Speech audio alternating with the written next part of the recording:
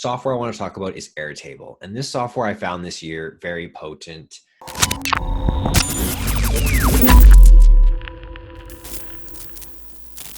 It's basically Excel for dummies, I find, and it's just really useful to create spreadsheets. And there's some obvious sort of headers here, like task description, due date, status, client, time spent. I'm creating all those, but if you can notice here, like this is a drop down of all these different options that I use when I'm working on a project. It's like to do, to be delegated, in progress, in review, revisions, complete. And kind of how I work through my day is I'll set certain tasks in progress, and I basically filter here like anything that's on revision, anything that's on priority to do. You won't see the passive ones on this sheet. And then if I have priority tasks, I can just sort of set it like that. And then at the end of the month, I get all the complete tasks. I just really like how easy it is to create sheets, and there's a lot of different things you can do. That was just one. So I also, for instance, I'm tracking like client CRM here. So some clients are in discovery, some are in development, some are in scale, and some are completed, some are on hold, some are lost. So there's some nice ways to track different things. Here's a project I'm working on. It's a digital asset. So first I wrote down all the videos we had to complete. Then I wrote down some of the marketing tasks we had to do, and we're just in this state of trying to get as much done as possible. Some things are completed, some things are in progress, and I try and go through them on a 3 to 5 day basis and keep them updated. You can also do cool things like I was planning my course, just like, really simple color coded aspects. I think it's easy to see the data. So Airtable is really just this really great version of Excel, in my opinion, but it's a lot more user-friendly. The next software is Miro.com, and it's the whiteboarding table that the whiteboarding software, it used to be called Real-Time Board. It's infinite white space, so you can constantly zoom out. Here you can see I have a really high level view of some things, but if you start digging down, you can see there's a lot of detail on some of these sheets. And these are my escape and arrival decks that I use to explain some of the processes I go through. So this is all designed with ease. Let me in fact just kind of set up a new board really quick and just show you how quickly and easily, I just feel when you're a marketer, having whiteboard is very important because, whether you're designing a funnel or whether you're designing an ad or you're laying out a course, there's so many different things you can do. I just feel Miro has a really fluid system. Let's say, it's very easy to duplicate things. It's very easy to draw arrows between things. And then another really nice feature is there's all these extra plugins. So for instance, let's say I need an icon. Let's say I want to illustrate some emails, just drag in this email. You can have infinite icons, and everything is fully scalable, and I can just zoom out and zoom in. Let me show you a few of my other boards. Here's my website and me designing my own funnel. So it looks like this, and it's very simple. All I do is I literally go to my own website. So let's say I would go there right now. I have this app called Fireshot. You just click it. It's a plugin. You just screen cap the whole page. Let's say I just capture it like that. You can save it as an image, or you can even right click and copy image. And I believe I can just straight up copy this in. See, I just Control V'd it. It came in right here. So that was so quick for me to capture a website. And for instance, I could go in and just crop the top if I needed. Just really flexible and easy. So you can see why this is kind of, I think I taught Funnelytics in my course earlier this year. And I think that this is the next level up. It's infinitely powerful. So you can see me drawing every pathway that I currently operate. So whether you're coming from the home page and you're getting my lead magnet, or you're coming from my YouTube channel squeeze page, you're going to try and get on my Academy email list, and then you're going to receive some emails. So I think that's pretty clear why this is so powerful. Okay, next software is Notion, which I have 5 videos on my YouTube channel. This is Notion right here. I have some amazing boards I've built out. I build brand files. where, you know, I'll put a picture of my client up at top, and I'll create things like their brand guidelines. I'll have a bit of a roadmap. I'll note all their funnels in text version. I'll keep meeting notes, and look, in meeting notes, you can even stack them and just click new. You'll get a new note. So Notion is really Evernote on steroids. Evernote has been surpassed. This is far more flexible. Everything is drag and drop. Everything is easy to find. I really love Notion, and I've covered it extensively, so I'm not going to say too much more about that. I think everyone should use Calendly or some version of it to book calls with people. Calendly is a way to set up different kind of meetings, and I integrate it with video conferencing software, which I'll cover in a bit. So you can even, like on this version here, I collect $250 payment. These can redirect people. You can redirect people here. You can give a link. This is what it might look like. And what I really love about Calendly is that if I go put something in my schedule right now on Google, it'll instantly block that time off. And I'm just like impressed at how fluid that is, that I don't have to worry about my discovery calls being booked at the wrong time or overlapping. So impressive stuff. So the video conferencing software I'm using is zoom.us. We're using Zoom right now to have this call. Zoom has, if you're not on, I've said it many times in my head, but I try not to say it out loud. Like, if you haven't been on a Zoom call yet, I don't know what you're doing with your life. You know what I mean? Like, if you haven't been on a Zoom call, you're not even in the world, because there's so many people having amazing Zoom calls these days. And I just think it's like, you know, you got to get on Zoom. Forget about Skype, forget about Google Hangouts. It's Zoom, you know. Next is Manage WP, which I use. Well, actually, can we take a step there a little bit, just on the Zoom stuff? I mean, like, I'm not heavily invested into a lot of these things, but I know there are different platforms like Skype and Zoom and Google Hangouts or whatever and things. Why has industry moved so heavily into Zoom?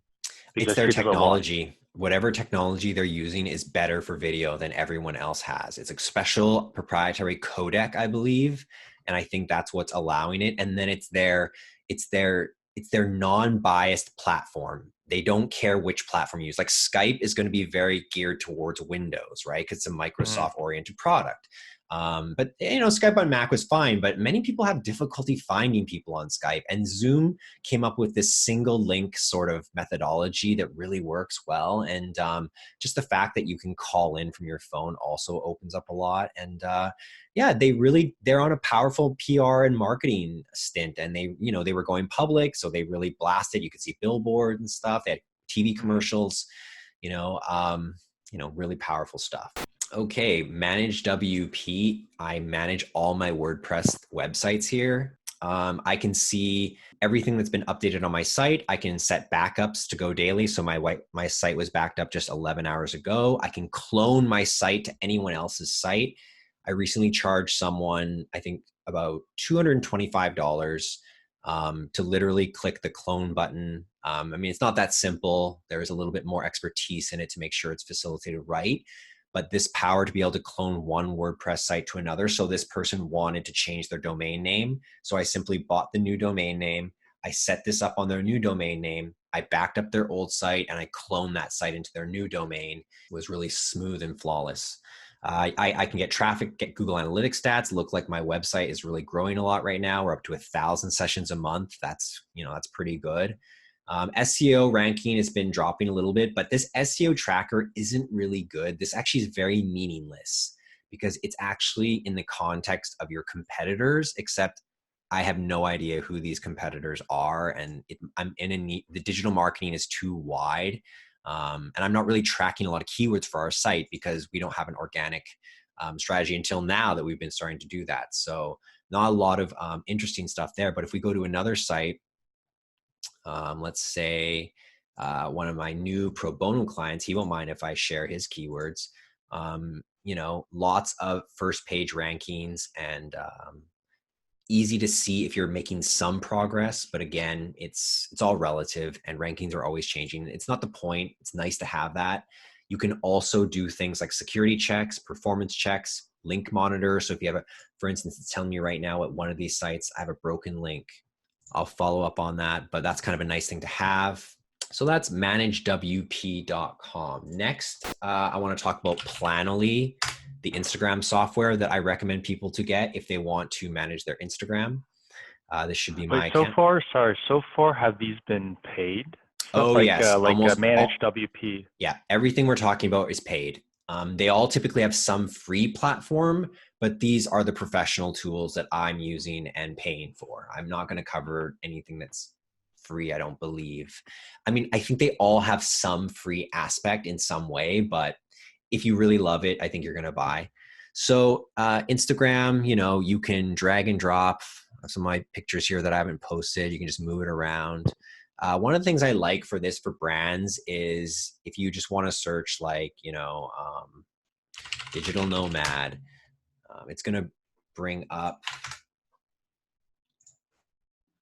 everyone who's using that tag, and you could just share the images. If you were someone who just curates images and you don't post original stuff, you can also access stock photos. You can also go in and see anyone's account. I can go to yours. Let's see.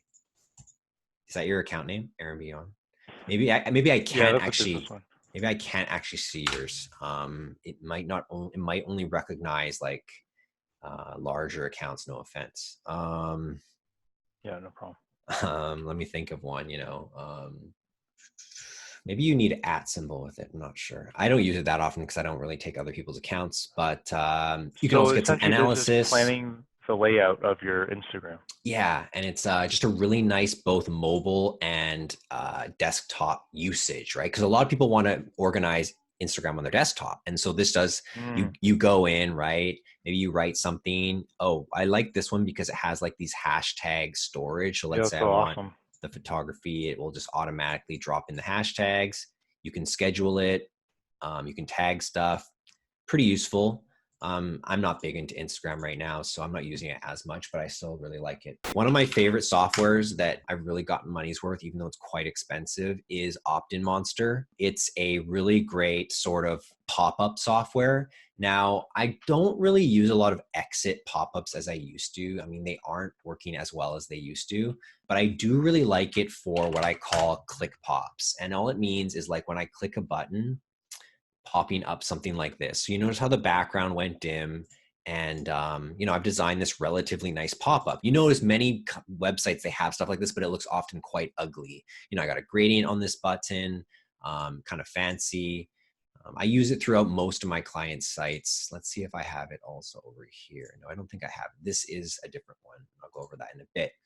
But I'm not going to go into Optinmonster. That's data I don't want to reveal in this video if I use it, but basically it has a lot of different features, a really nice pop-ups. They work really well, easy to design. Let me show you another one on another client that won't mind. So here I used a mock-up. I just designed this really simply. I don't want to talk about that software as well. And, again, really nice pop-up, bringing that PNG in here, very clear headline and simple to use. Now you can integrate it with Mailchimp. You can integrate it with whatever email software you're using. You can use tags, really effective. Can we just sidestep here a little bit and talk a little Sure. bit about the importance of correct or fluid or unassaulting, I guess, user interface, user experience, user design? Because I mean, it seems like from this Optinmonster, it's when uh, you're talking a lot about the gradient on the button, stuff like that. Sometimes from someone on the outside looking in, and especially some of the early digital marketers, you might be like, okay, obviously we live in a world of limited resources. Should I put money into something like this just to get a gradient button versus something else? Yeah, I think I highlighted the gradient button because in that moment it was good, but there's a lot more to it. There's a lot of different powerful things, and I honestly believe that if you don't use the highest quality stuff, people don't actually opt in as much. You need such a clean user experience now to really give people confidence and trust. And that's why I don't mind paying $297 a year for this. But what's nice about it is I'm using it with at least 10 clients. So it pays for itself in a way. Like I'm getting so much more out of that than, if you're only one person, one usage, it seems a bit expensive to me.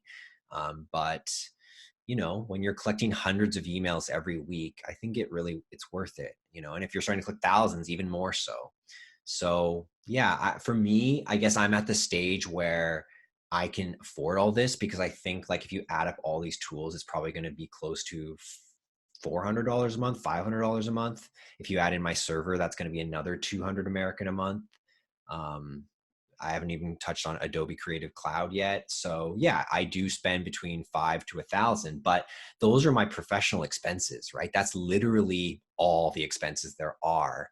And I think actually it's a good thing because not only do you get to use it for yourself, but your clients as well. Or look at it the other way. Not only do you get to use it for your clients, but you can use it as well, like for your own personal stuff. And so I try to buy the unlimited licenses. Like let's just look at this Optinmonster. Let's look at their pricing. So they only do it per month now. I guess my plan is grandfathered because for me, it's, well, no, probably not. Probably I have this, but I bill annually. Yeah, that's probably what it is. So 348 it is now. So maybe I pay 348, but I don't think so. I think I'm at 297. Anyways, they're always raising their prices. It gets more powerful. I liked Optinmonster as well because they have, it doesn't always just have there's just different experiences here. Notice how I went once I clicked yes and once I clicked no, and it was able to send to a different screen. So there's even multiple pop-up screens. It's not such basic. I think a lot of the free ones only have the absolute basic because this software is extremely expensive to maintain them, for them to maintain. So I'm not surprised at how expensive this is because it has to work with mobile and desktop so fluidly. And it does, it really holds up well in a responsive form. And I think that's one of the important things is like, does your plugin work really well for both mobile and desktop? And that's one of the things that we've been shortchanged on for a long time. Everything I do is mobile responsive. Everything I design is meant for mobile. And I think these days we actually need to put mobile first. I think a lot of people have a hard time doing that because the mobile experience is so simple. And I think like designers, they want to feel like special. They want to build out a beautiful whole page. But when you think about the space on like a phone, there's not a lot there. You just really need a clean background, nice text spacing.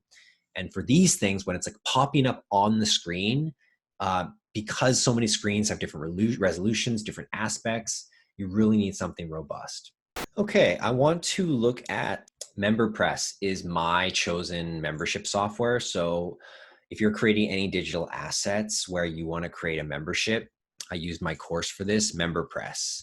So what MemberPress allows you to do is create memberships, which have the importance of a membership software is two things. Membership software look for two things. One, you need to look for something that has a robust payment system because what's tricky about membership software is how do you make one-time payments, monthly payments, two payments? How about a trial payment for 1 week and then start monthly payments? So you can see how many variables you can quickly add up with just the most simplest needs for memberships because everything membership is reoccurring, right? And a lot of times you want to have trials. So MemberPress is something that not only offered that, but then had many, many integrations, right? Because you need membership software, and most of them do this, but it has to integrate with your email. It has to integrate with Stripe or PayPal.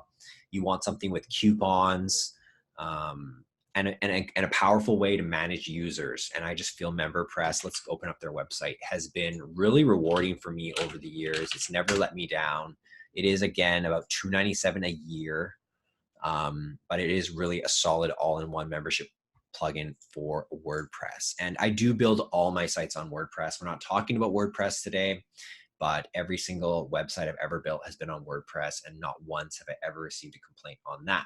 I absolutely believe a full stack marketer needs to have the Adobe Creative Cloud suite. $50 a month, got to get good at it. You get so much for the full thing. So you can go the photographer's route and just get Photoshop and Lightroom. It's only $10 a month.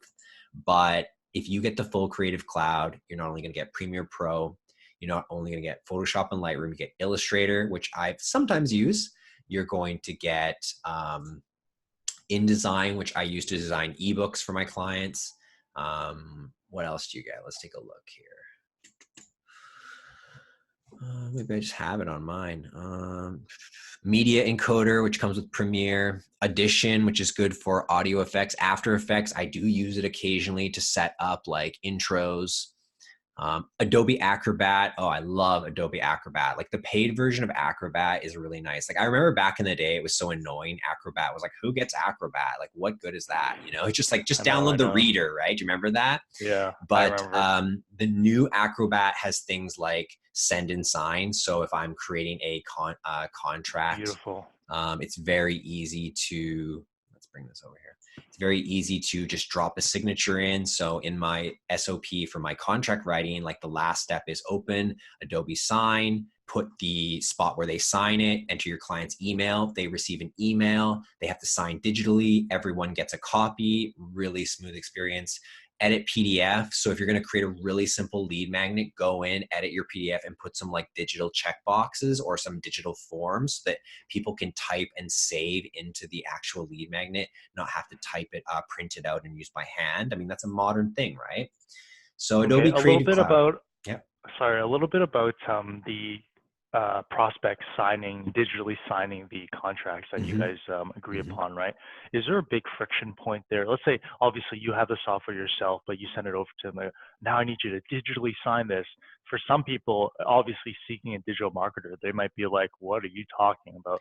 How do I sign this digitally on the computer?" I mean, is there Mm-hmm. a big hump there to kind of get them over to? So, surprisingly, it is so user friendly, man. Like even I haven't had a single complaint or even one person have an inability to do it. And I've sent it to Hmm. women in their 50s, men in their 40s. Like, you know, my clients are of all ages and not one person had had a problem. I think it's so simple. You get an email, it says click here to sign. You can read the whole PDF contract and then there's like a bright yellow spot. You click it, it brings up a signature box. You use your mouse, you click confirm and sign contract. And yeah, it's just really beautiful. Otherwise, I wouldn't recommend it. It's just that powerful.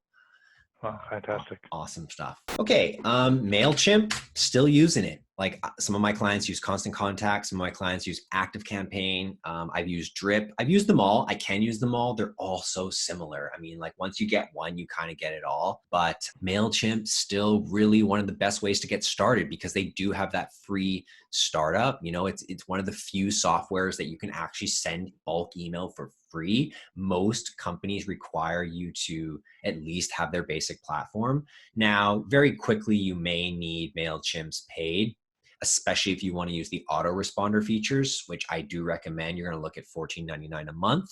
And so what that allows you to do is when someone downloads something, buys something, sending out that automated sequence of emails timed or triggered by some user behavior.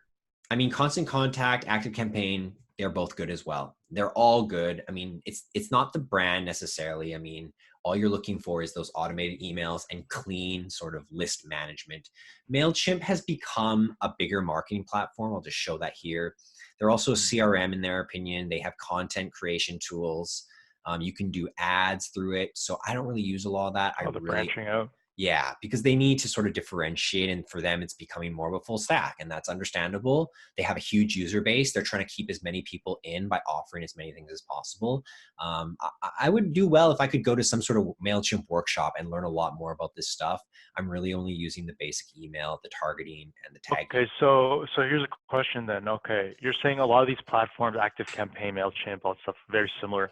You can use them all if you need to. What keeps you coming back to Mailchimp if you're only using the basic functionalities of What it those? is because I can set my clients up on a free test if they haven't even gotten started with emails. And so many people require that. Maybe they have a website, that's fine. But typically I'm getting people to start doing their email list many, many times. So Mm-hmm. they're familiar with Mailchimp. It is probably the most user-friendly. It is the most well-established. And most importantly, it is the most well-integrated. So every single other software that cares is going to have a Mailchimp integration. G Suite.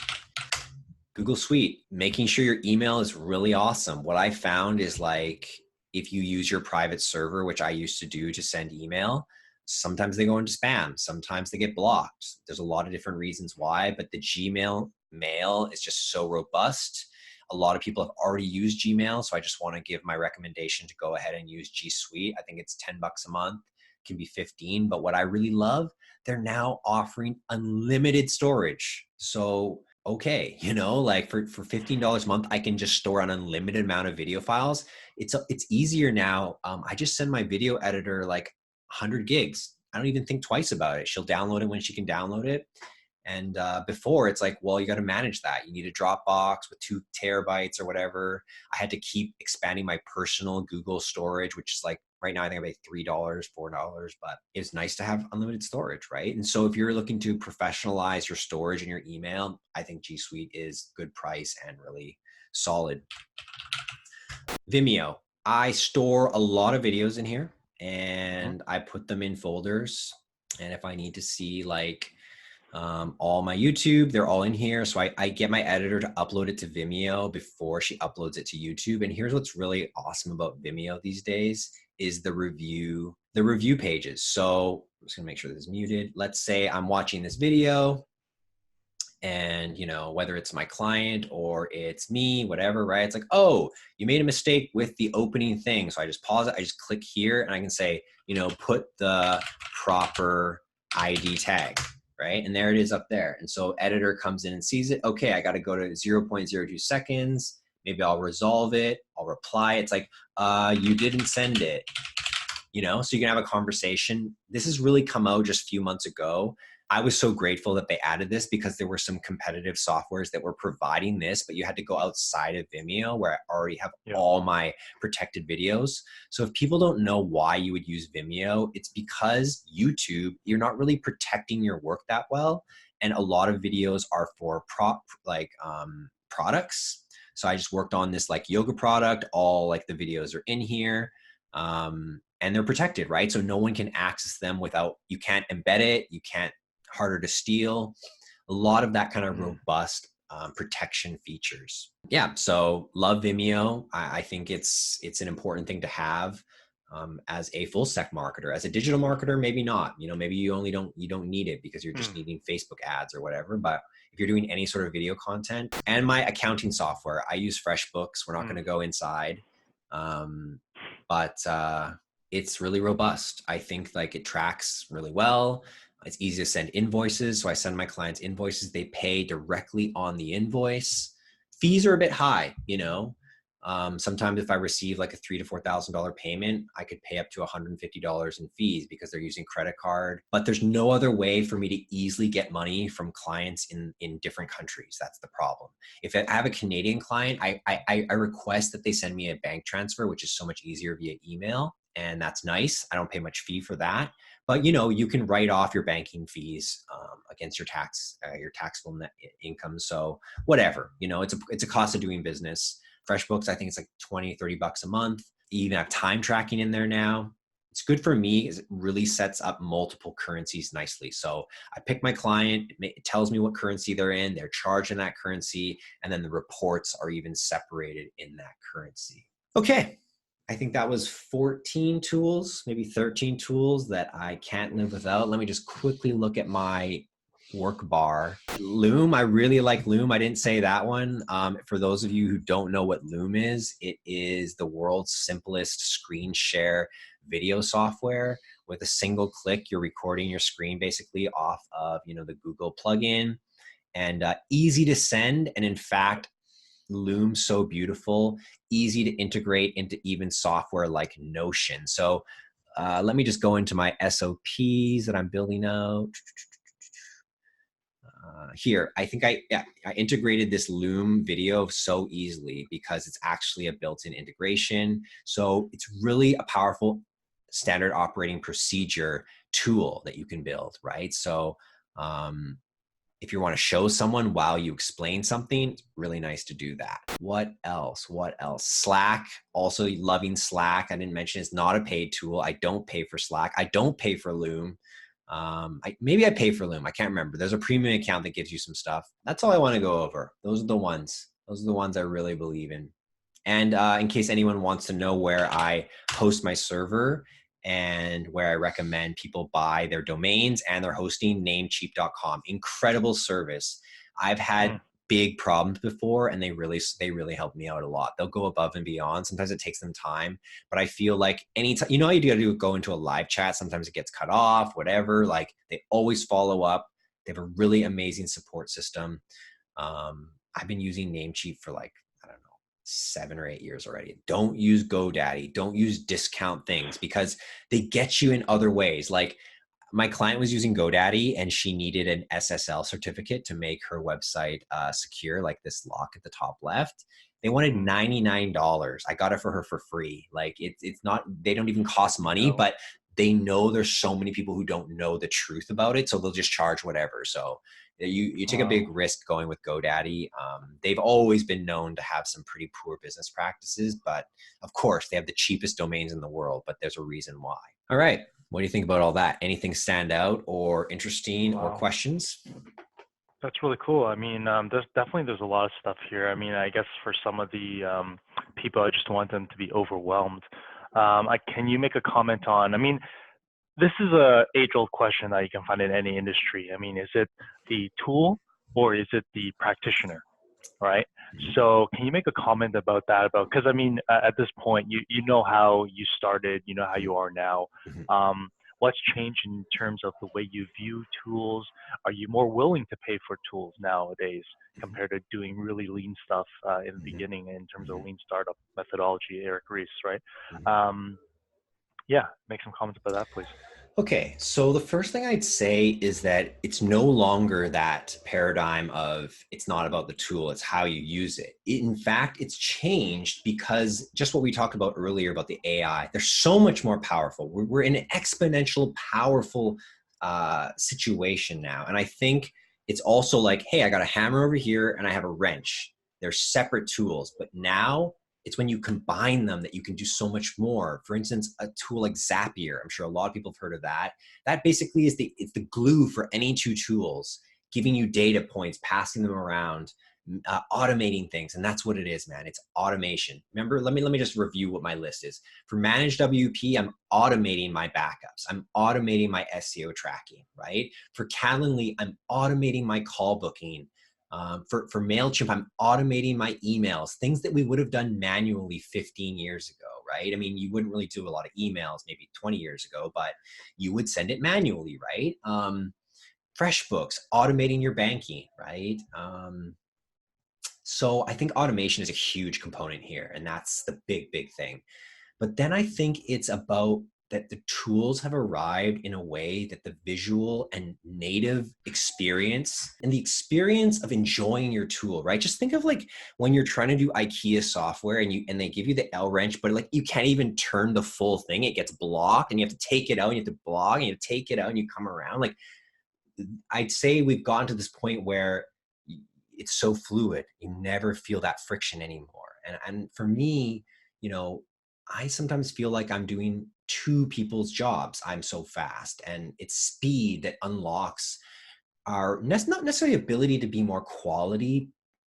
There's a question of that if you go faster, do you degrade your quality? And it's probably yes. But assuming you don't necessarily have to go faster, but what if you can just work twice as many things per hour because of the automation, because of the fluidness? Like for instance, a lot of the software I mentioned is cloud-based. And cloud-based software is so much faster. Just think about the lag time of opening files just 5-10 years ago, how long it takes to open a 10 megabyte file, how long it takes to open Photoshop, how long it takes to boot up your video software.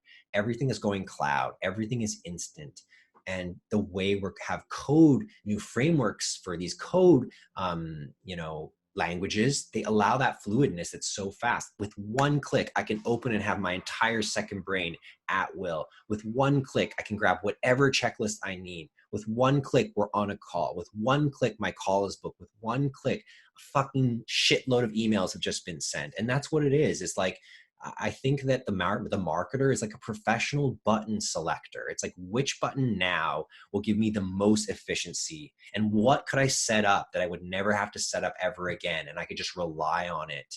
And that's why honing in on your core software and committing, even if you do a different version than what I said today, committing to your software. And I should take this myself. you're going to get more out of it. And I think that one of my biggest mistakes, now that I'm even saying this out loud, is like taking time to go even deeper. Like everyone knows how to use Excel, but they really don't know how to use Excel. You know what I mean by that? Like there's so much more beyond that cell data, you know? And I think that if we can learn some of these things, that's what's the powerful. And I think what some of these softwares are doing is they have better onboarding, they have better tutorials, they have animated GIFs on Twitter. So even when you're not using the software, you're going through, I follow all of these guys on Twitter. And that's an interesting thing I'd like to share too, is that the majority of the people I follow are the companies who are providing me these opportunities. I want to see what's new with the software, because then I can take advantage of it as an early adopter. I can get ahead of people. So if I'm the first one integrating ClickFunnels with Vimeo, with Zoom, like whatever it is, I just made that up, like I can offer something to clients no one else can.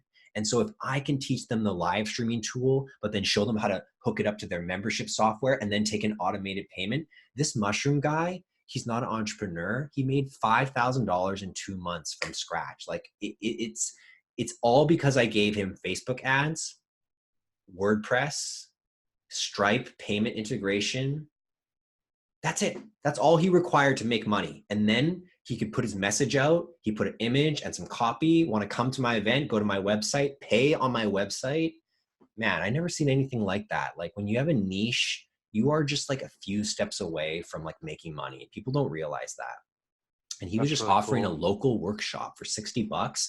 He made $5,000 in ticket sales. Like he never even sold one thing in his life. He's been on mental disability for years. He's a great person and there's nothing wrong with him per se, but like just the challenge of his life, he experiencing that. And so to give him this gift has been like incredible. And I just want to add to this, like when you're a digital marketer, when you have the ability to create like branded websites, branded media, you can help people in so many ways. Let me give you another example. Just today, my wife is like, hey, there's a new market opened and they don't use plastics. It's all, you have to bring your own containers, which is very valuable in society. And she's like, they're so cheap too. And I'm like, hey, go tell her right now that if she wants free Facebook ad work, I'll do it for her because I want that business to thrive. I want my community member to thrive so we can keep receiving reciprocal value. I'm getting healthy, cheap, quality produce from this. Why don't I mind giving some free Facebook ads and I'll take a few pictures for them? Like it's going to take me 30 minutes to set it up, 30 minutes to take some pics. Yeah, sure, maybe it's a bit longer, but pro bono work can be done in a day. You don't have to do some extensive funnel. There's so many people and humans and friends and community members out there that could just use a little bit of consulting, a little bit of advice. They're so scared to enter some of these worlds. I feel incredible about being able to do that. And so, you know, tools give us the capability to help more people all at once. You buy one license or an unlimited license, you can share it with everybody. There's no need to say, well, you're gonna have to pay me $100 because it's gonna go up in price. Like most of this stuff, you can use as many websites as you want, as many brands as you want. But that's, of course, if you're willing to pay for that unlimited license. Don't think I hit every point you were mentioning there, but I did cover part of it. That's really cool, man. Now, for a lot of your tools that you mentioned, it's all about productivity, creative suite, things like that. And I feel like there might be a subsection of the people watching this that might be worried about security. We Mm-hmm. touched a little bit on SSL and stuff like that. But I know like some digital marketers, especially if they're starting out, they got the remote laptop lifestyle kind of thing. Mm-hmm. They're going to a public Wi-Fi, and obviously there's some issues about that in terms of security. Mm-hmm. Now, do you recommend anything like just briefly touching on it, I know there's like VPNs and some Yes. people go Yeah. to the, I don't know if it's dark web or whatever you call it, but they take another layer there. Yeah, don't go So to the dark web, that's for sure. No, we don't want to okay. recommend going to the dark web. I don't even know anything about it, but it's not safe. Don't go there. But that's not what you meant. Using a VPN is absolutely critical. If you're going to be on public co-working Wi-Fi, I always use a VPN because when I was traveling in Bali or whatever, I buy a VPN on you get a 3 month or a 6 month. It's so nice. And because when you're in Bali, you can't access like Vimeo, you can't access YouTube. Like there's a bunch of sites that are blocked. So you want to unlock that. So definitely getting a VPN is wise. SSL just simply refers to the credibility of the website. And basically there's these companies that will create what's called a certificate. If you put the certificate onto your server, you can sort of get that validity that it's secured, because really all it is a stamp of approval. It's not technically a layer of block. It's not a layer of protection. It's more like we agree this site is safe, and so it can implement various e-commerce opportunities. Because if you don't have the SSL, sometimes people get that warning sign like this site isn't safe, but it doesn't stop you from going there. You can still use it. And even if it isn't safe, doesn't mean the person is out to get you. They actually probably just don't even know how to install their SSL certificate. So public Wi-Fi is a big cautionary thing. Be very cautious when you go on them. Even at the airports, I try to keep it to a minimum, but it's very hard sometimes. Just don't go to your banking. Don't try not to go to anything. That's just good advice, man. Like, it's very risky out there. There's a lot of these like Wi-Fi sniffer thingies. I'm not too up to date on that. I should bring someone on. I actually do know someone in security. I should bring them on. Max, if you're watching this, hit me up. Yeah, so we should definitely look into security, man. And I really like how this is going, how these interviews are happening, how we're able to create an article, but I really felt like we shared a ton of valuable material today. And it is 4 o'clock for me, so I got to get going. Let's wrap this up. What are the final thoughts from your end? Anything else you can add? No, I mean, I think for any early digital marketer, it's the onus is still on you. I mean, all these tools, Absolutely. this is what Rich likes to use, but he's developed his likes and dislikes over a career, right? So, I mean, you just got to get into it, just like any career. The internet is just the great equalizer. I mean, just with your case study with your mushroom guy, it doesn't on disability, having some life issues, obviously. So putting time and effort into dealing with that stuff, and not so much on money generation. But then you have the internet on, and then maybe some pro bono work from you, and then there you go. He's making money. What, $5,000 in 2 months or something? So I mean, the opportunity is there. It just really depends on what you want to do with your life. I mean, it's essentially whatever you want to do. So I mean, this is a resource for you here, right? The last thing I would add is simply that I always buy the monthly license before I go all in. Go try it. It's like $9 a month, $20 a month. It doesn't kill you. I think that's the way to do it. And if you like it, okay, so what? You paid 1 month full price. Cancel it and then buy the full year if you know you're going to commit. So there's no real need to spend a lot until you really like it. And I tried to add them as I got clients. So when I had my very first client, I didn't have almost any of these. But as soon as they say, hey, I'm ready to go upgrade a few things, offer it, make it a part of your package. A lot of my clients, they say, hey, if you're going to be on retainer with me, you're going to get access to my full suite of software, plugins, server, whatever it is. I just had an old client. I finished her website 3 months ago. She called me today. She's like, Rich, I just downloaded Gravity Forms. How do I install it? I'm like, no, refund it. We're using Typeform. You can use mine. I don't need to charge her. I want her to succeed. She can just have her own single form.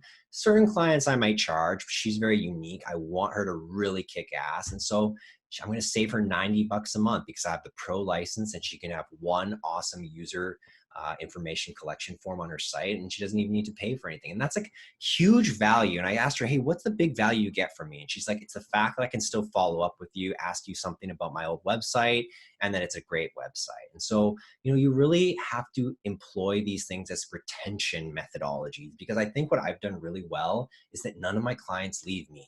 They want to stay on because there's always ways we can keep providing them value. And software is one of those things that can exponentially do so, because pay for it once, give it to 5, 10, 50 people. It doesn't cost you anymore. So it's one of those sort of, what is it? What kind of cost? Like sunk cost or like fixed cost, whatever it is, meaning like, it only gets better and better as it goes on.